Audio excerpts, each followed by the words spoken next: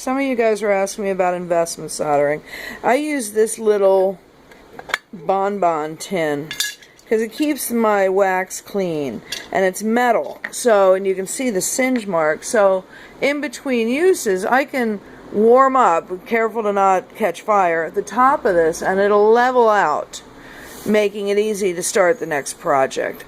But you'll see that. Anyway, so these are not something I'm actually gonna make, but for illustration purposes, I got these three settings, and we're going to pretend that I'm going to be making a mounting. When they're in the wax like this, what you want to do is bury them, you know, 1 millimeter to 1.5 millimeters or so deep into the wax at the base, and you can imagine from the side where the girdle is going to be for all three stones. You want that to be fairly even.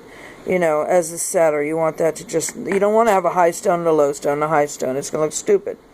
You can also, while it's in the wax, you can take a look and you can make little adjustments. You can tilt them. You can move them right to left. You can make them deeper. You can raise them up.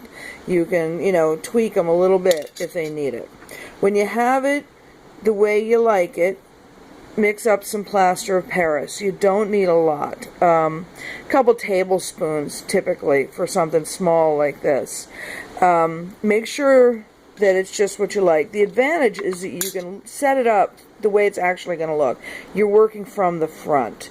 So you can make sure all your prongs are straight, you know, that everything's aligned. You can pick the thing up and look at it from every angle and be sure you're happy with it. Now, I don't have any plaster of Paris mixed up. For illustration purposes, I'm going to use this white cap. So you mix up your plaster of Paris and you dump it right over the top. It'll mound up. You don't need to fill the container. You don't want it to go to the edge. You just need a lump. As the plaster of Paris thickens up, you can actually make, you know, a little dome, a little, you know, Hogan shape over your work.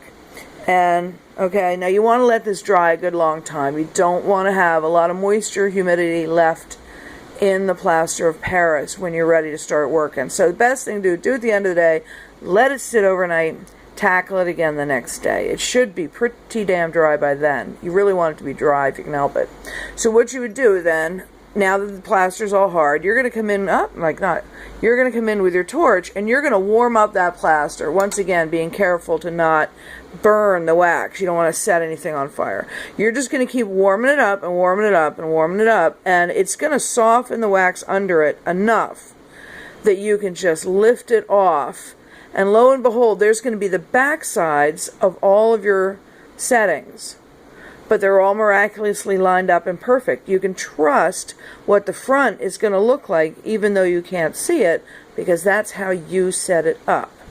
So then you can take this chunk of plaster of Paris and you put your soldering thing away. Those settings are no longer there. They're now in the plaster. And now you can set this on your bench and you can turn it and you can flux it. You can put in your little, you know, connecting wires, you know, whatever the heck you want to do. Make sure all of your soldering is done. Really scrutinize it with a loupe. You can keep reapplying flux, not too much. But you don't want to quench this at all until you're absolutely sure you're done. When you're absolutely, positively sure that you're done with that cluster that you've just made, then you quench it when it's hot, and you can get off all that plaster of Paris. You can use investment, you know, for casting, but plaster of Paris works just fine. It's not rocket science, and I hope that was helpful.